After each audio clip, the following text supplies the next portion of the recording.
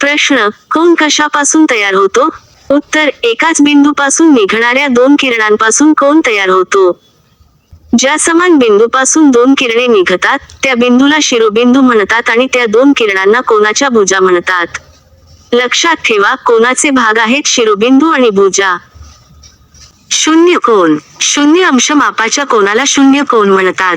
भिंतीवरील घड्याळात 12 वाजता दोन्ही काटे एकाच दिशेने एकमेकांवर असतात तेव्हा शून्य कोन तयार होतो.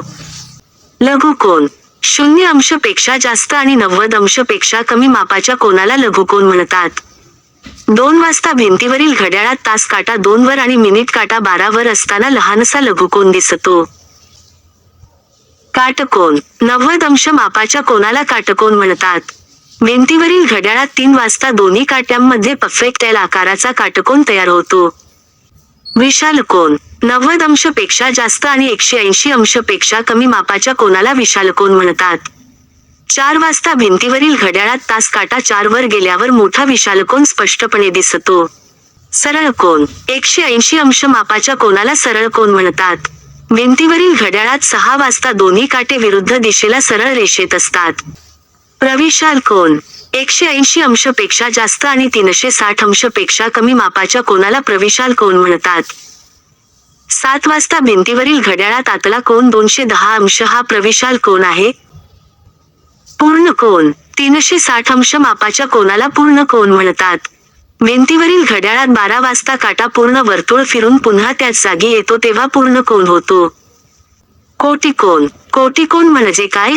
जेव्हा दोन कोनांची बेरीज 90 अंश असते, तेव्हा त्यांना कोटिकोन म्हणतात. उदाहरण: 60 अंश अधिक 30 अंश बरोबर 90 अंश.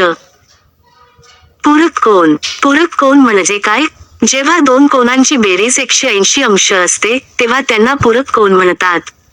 उदाहरण: 110 अंश अधिक 70 अंश बरोबर 180 अंश. संलग्न कोन. संलग्न कोन म्हणजे काय? ज्यांना समान शिरोबिंदू आणि एक सामायिक बाजू असते, त्यांना संलग्न कोन म्हणतात.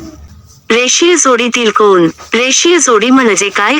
संलग्न कोनांची बेरीज 180 अंश असेल तर ती रेषीय जोडी बनते, जी सरळ रेषा तयार करते. विरुद्ध कोन. विरुद्ध कोन म्हणजे काय? दोन रेषा एकमेकांना छेदतात तेव्हा समोरासमोरील कोन समान असतात. स्मार्ट अभ्यासाची सोपी सुरुवात फक्त लिप स्मार्ट स्टडी. चॅनलवर नवीन असाल तर अशाच नवनवीन शैक्षणिक व्हिडिओजसाठी आत्ताच लाईक, शेअर आणि सबस्क्राईब करा आणि बेल आयकॉन नक्की दाबा.